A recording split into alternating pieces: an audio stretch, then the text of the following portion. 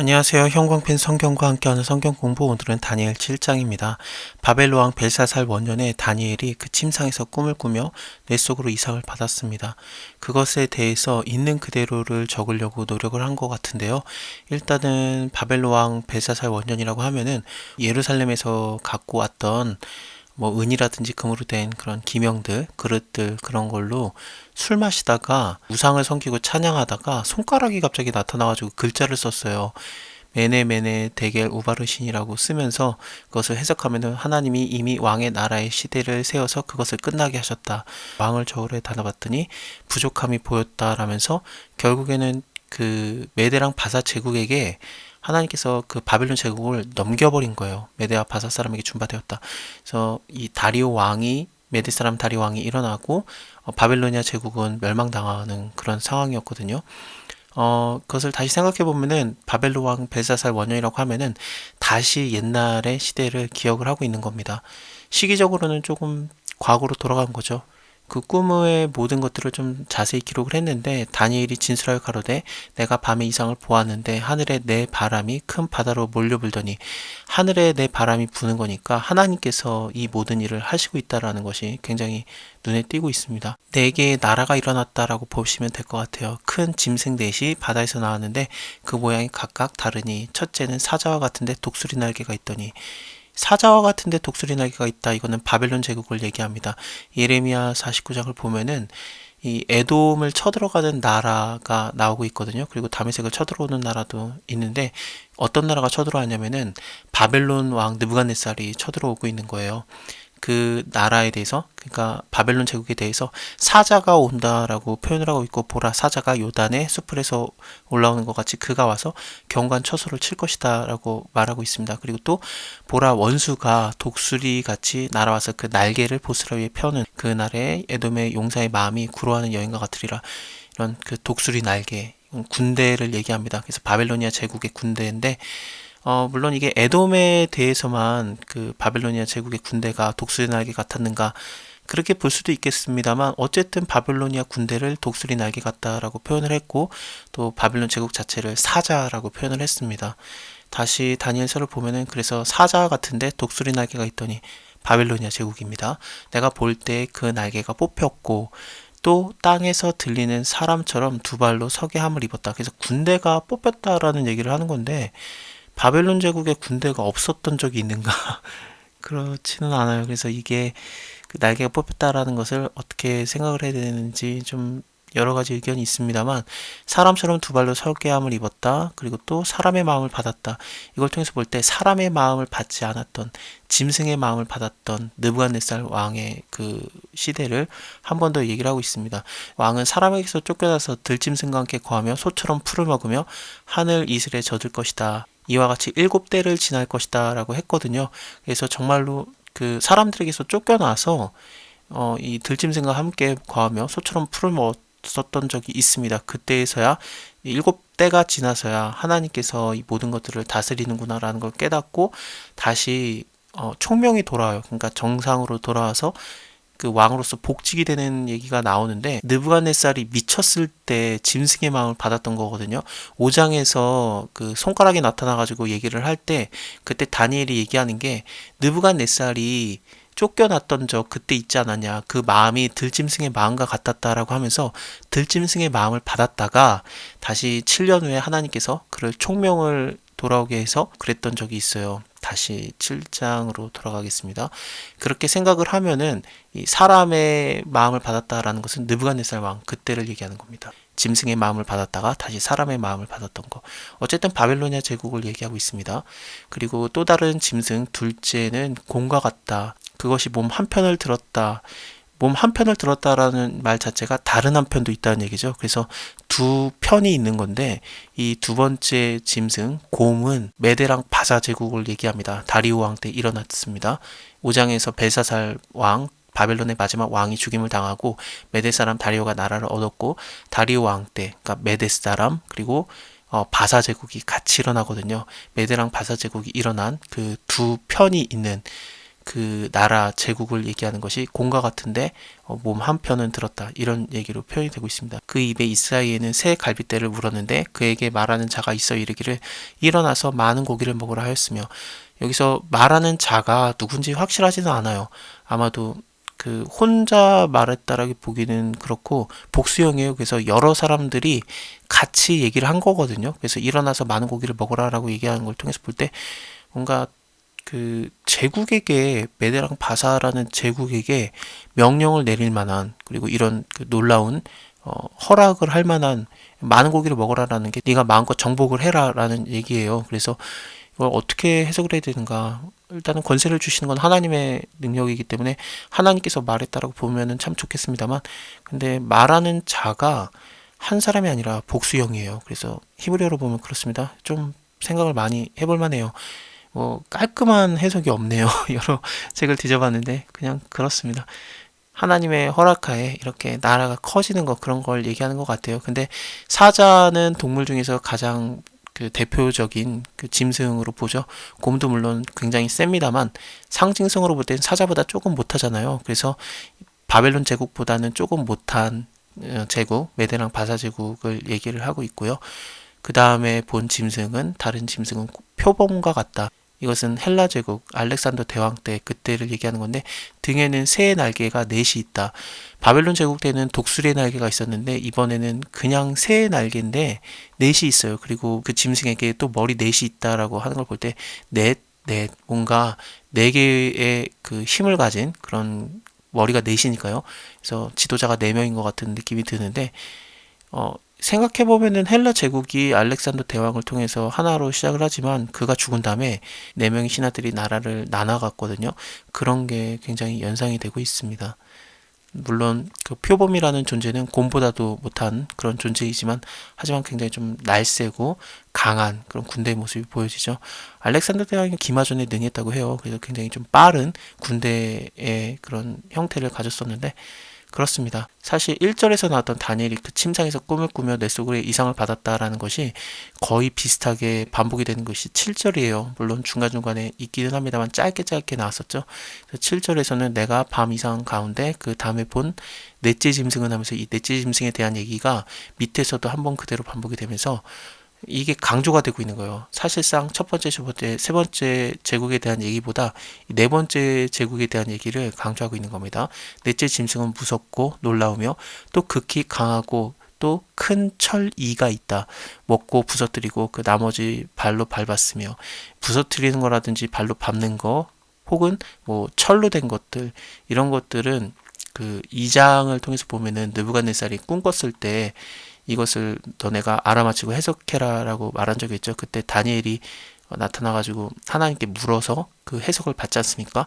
그래서 왕이 꿈꾸면 이겁니다 라고 얘기를 해주고, 그러고 난 다음에 해석을 해줘요. 그때 그 느부갓네살 왕이 꿈꿨던 그 은밀한 꿈들은 뭐였냐면은 신상을 봐요. 그래서 머리는 정금으로 돼 있고 가슴과 팔들은 은이고 배와 넓적다리는 노시고 종아리는 철.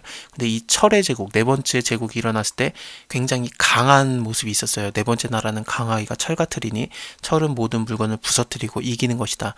철이 모든 것을 부수는 것 같이 그 나라가 문 나라를 부서뜨리고 빻을 것이다 라고 했는데, 지금 다니엘이 7장에서 봤던 꿈과 굉장히 좀 비슷하죠. 네 번째 나라는 당연히 헬라 제국 다음 로마 제국을 말하는데요. 로마 제국 때 어떤 일이 일어나냐면은 뜨인 돌이 나와요. 왕이 보신즉 사람의 손으로 하지 아니하고 뜨인 돌, 뭐 나르는 돌이라고도 번역이 가능한데, 그 돌이 와서 신상의 철과 진흙의 발을 쳐서 부서뜨렸다. 그러니까 로마 제국 시대의 그 상황을 뭔가 친 거예요. 그래서 그 철과 진흙과 녹과 은과 금이 다 부서져서 여름 타작마당에 겨같이 되어서 바람이 불려간 곳이 없었고, 우상을 친 그 돌은 태산을 이루어서 온 세상에 가득하였다. 그래서 뭔가 큰 나라가 만들어지는 듯한 그런 게 보여줬어요. 뜨인 돌은 당연히 예수님을 상징하고요. 이게 로마 시대 때, 그러니까 로마가 세상을 다스리고 있을 때 예수님께서 오신다, 그 얘기를 하는 겁니다. 다시 7장을 통해서 보면은 이게 굉장히 비슷해요. 이 네 나라가 일어나는데, 첫 번째 나라는 바벨론 제국, 머리 정금 부분이었죠. 다니엘도 이것을 느부갓네살이 다스리고 있는 그 바벨론 제국이라고 표현을 했었고, 그 다음에 메대랑 바사 제국은 가슴 부분이었는데 은으로 돼 있었어요. 그리고 또 팔이 있지 않습니까? 팔이 두 개가 있는 것처럼 메대랑 바사. 하지만 연결돼 있죠. 머리보다는 훨씬 사이즈가 커요. 그래서 그 메대랑 바사 제국이 바벨론보다 한 영토는 2배 정도 사이즈로 커졌다고 합니다. 그 다음에 일어나는 것이 알렉산더 대왕 때의 모습이니까 동으로 된 거 배랑 넓적다리 부분인데 하나로 시작을 하지만 그러니까 하나로 시작을 하지만 결국에는 다리가 나눠지듯이 나라가 나눠진다라는 얘기를 하는 건데 여기서는 그 4개로 나눠진다라는 걸 정확하게 표현을 한 겁니다. 새의 날개가 넷이라든지 아니면 머리가 넷이라든지 그런 걸 통해서 보면 그렇습니다. 그 다음에 로마 제국은 굉장히 강한 남을 부서뜨리고 밟는 그런 그렇습니다. 이때 예수님 오시기 때문에 이 부분이 굉장히 강조가 되고 있는 겁니다. 이 짐승은 전의 모든 짐승과 다르다. 전의 짐승들은 뭐 사자라든지 곰이라든지 표범 이런 동물의 형태가 있어요. 물론 뭐 독수리 날개 달려 있거나 날개가 달려 있는 그런 좀 특이한 모습이기는 합니다만 어쨌든 그냥 이게 무슨 모습이구나라는 게 보여지는데 네치 짐승은 그런 게 아니라 굉장히 특이한 거예요. 전에 보지 못했던 뭔가 좀 다른 이 10뿔이 있는데 내가 그 뿔들을 유심히 보는 중에 다른 작은 뿔이 그 사이에서 나더니 먼저 뿔 중에 셋이 그 앞에 뿌리까지 뽑혔다. 그 작은 뿔에는 사람의 눈과 같은 눈이 있고 또 입이 있어서 큰 말을 하였느니라. 눈이라는 것도 나오겠지만 뭔가 말을 했다라는 게 강조가 되고 있어요. 밑에서도 큰 말을 하는 입이 있다라고 돼 있어요. 도대체 무슨 말을 했는가? 결론부터 얘기 드리면은 그 말로 지극히 높으신 자를 대적하거든요. 그래서 하나님을 대적하는 말을 하는 그런 것입니다. 뿔들은 뭐냐면은 왕들이에요. 그 10뿔은 이 나라에서 일어날 열왕이다. 그래서 그 10뿔이 있었는데 세 뿔이 또 빠지죠. 그 세 뿔이라는 것은 당연히 새 왕을 얘기합니다. 또 새 왕을 복종시킬 것이다. 이 부분과 연결이 되고 있는 겁니다. 조금 이따 한 번 더 볼게요. 자, 이 뿔들에 대한 것도 보고 말도 듣는데 내가 보았는데 왕자가 놓이고 예적부터 항상 계시니가 자정하셨는데 그 옷은 희기가 눈 같고 그 머리털은 깨끗한 양털 같고 그 보좌는 불꽃이고 이 모습은 요한계시록 1장 14절에서 예수님의 모습으로 나옵니다. 그리고 예수님께서 제자들과 함께 있을 때도 변화산 사건에서 옷이 굉장히 하얘지잖아요. 그것도 연상이 되고요. 그래서 예수님을 본 거예요. 다니엘이 왕자가 놓이고 옛적에 항상 계신 이가 좌정하셨는데 거기 앉아 계시는데 그 옷이 하얗고 머리털은 깨끗한 양의 털과 같고 보좌는 불꽃 같고 그 바퀴는 불붙는 불이며 불이 강처럼 흘러서 그 앞에서 나오며 그에게 수종드는 자는 천천 그 앞에서 시위한 자는 만만이고 심판을 베푸는데 책들이 놓였다. 그때 내가 그 큰 말하는 작은 뿔의 목소리로 인해서 주목하여 보는 사이에 짐승이 죽임을 당하고 그 시체가 상한 바 되어 붙는 불에 던진 바 되었으며 그 남은 모든 짐승은 그 권세를 빼앗겼으나 짐승들 하나님께서 허락하에 일어난 나라들을 얘기하고 있는데 그런 큰 제국들 바벨로니아 제국, 메데아 바사 제국, 뭐 헬라 제국, 로마 제국 그런 것들의 권세를 하나님께서 다시 뺏어간 겁니다. 이렇게 짐승의 권세는 뺏기고 예수님에게 왕의 왕이신 예수님에게는 영원한 권세, 영원한 나라가 주어집니다. 그래서 인자와 같은 이가 하늘 구름을 타고 와서 옛적부터 항상 계신 자에게 나와 그 앞에 인도됨에 그에게 권세와 영광과 나라를 주고 모든 백성과 나라들과 각 방언하는 자로 그를 섬기게 하였다. 그 권세는 영원한 권세라 옮기지 아니할 것이고 그 나라는 패하지 아니할 것이다. 예수 그리스도께서 세우신 천국, 뭐 하나님의 나라, 뭐 여러 개로 표현이 가능할 것 같은데 사실 뭐 그의 권세, 뭐 영광, 나라, 모든 백성 그리고 방언하는 자들 6장을 통해서 보면은 다니엘이 사자굴에 들어갔다가 나올 때 그때 다리오 왕이 조서를 내리는데 다 다니엘의 하나님 앞에서 떨며 두려워할지니 그는 사시는 하나님이고 영원히 변치 아니실 자며 그 나라는 망하지 아니하고 그 권세는 무궁하고 그는 구원하시며 건져내기도 하시고 하늘에서든지 땅에서든지 이적과 기사를 행하는 자다. 이렇게 그 고백을 하지 않습니까? 그래서 이게 다니엘이 환상을 보면서 경험했던 내용들, 그의 나라 영원하다 이런 것들을 확인했었는데, 근데 이것을 구원하시는 하나님을 다니엘을 구원하는 하나님을 봤던 다리오 왕도 그 하나님 사시는 하나님이다. 그 나라 영원하다. 권세 무궁하다라는 것을 모든 백성과 나라와 각 방언하는 자들에게 전하거든요. 복음이 전파되는 그런 모습이 있는 거죠. 시기적으로는 그 다니엘이 이 환상을 보고 나서 그리고 다리오 왕이 일어난 다음에 이 사자굴에 던졌다가 그 구원하시는 하나님을 목격하고 이 동일한 내용을 찬양을 하는 겁니다. 모든 백성들에게 알게 하는 거고요.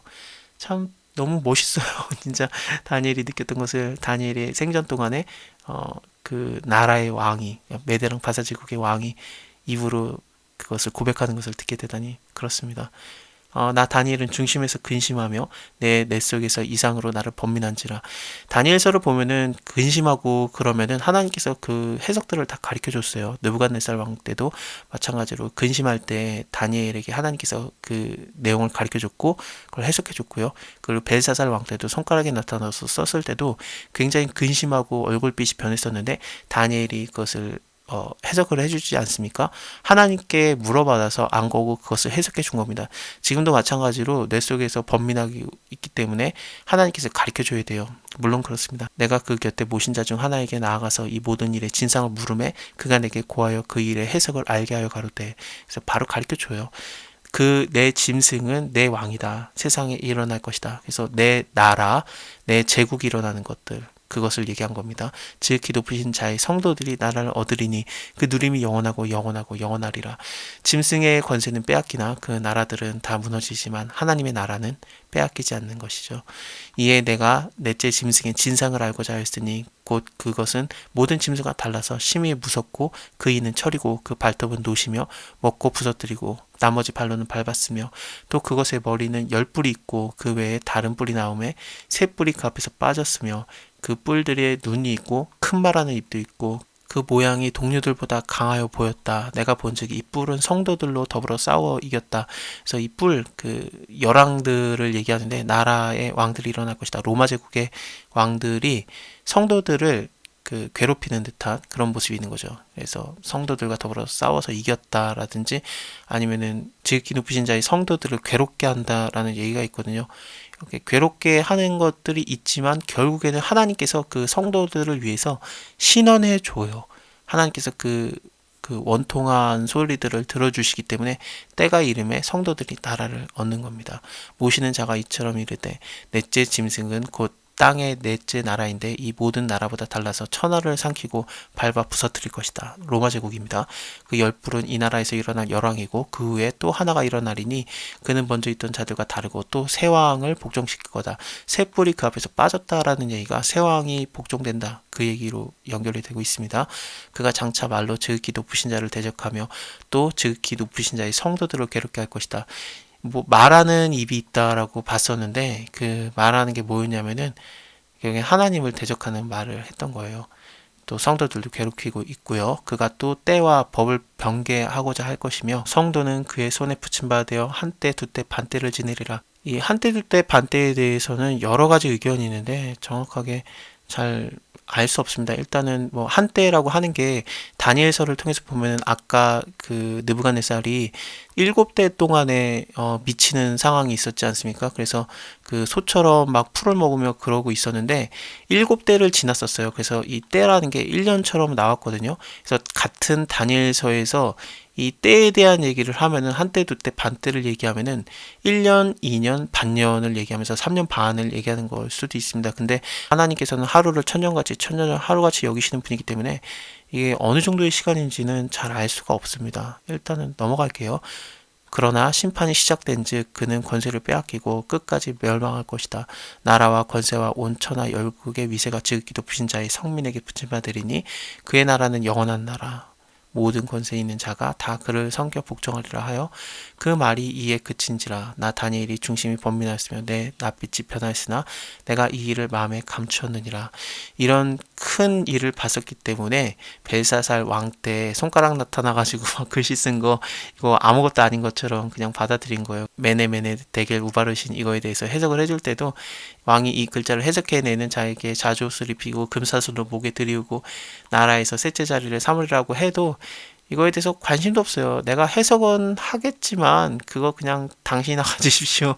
나는 그런 거 필요 없다라는 식으로 얘기를 해요. 다니엘이 왕에게 대답하여 가로되 왕의 예물은 왕이 스스로 취하시며 왕의 상급은 다른 사람에게나 주십시오. 그러할지라도 내가 읽으며 해석을 알게 하겠습니다라고 말하는데 워낙에 큰 그런 이상들, 꿈들, 환상들을 봤기 때문에 다니엘 입장에서는 손가락 나타나가지고 메네메네 되게 우바르신 쓴 게 그렇게 놀라울 정도의 것은 아니었던 것 같습니다. 그래서 이렇게 당당하게 얘기를 했던 것 같아요.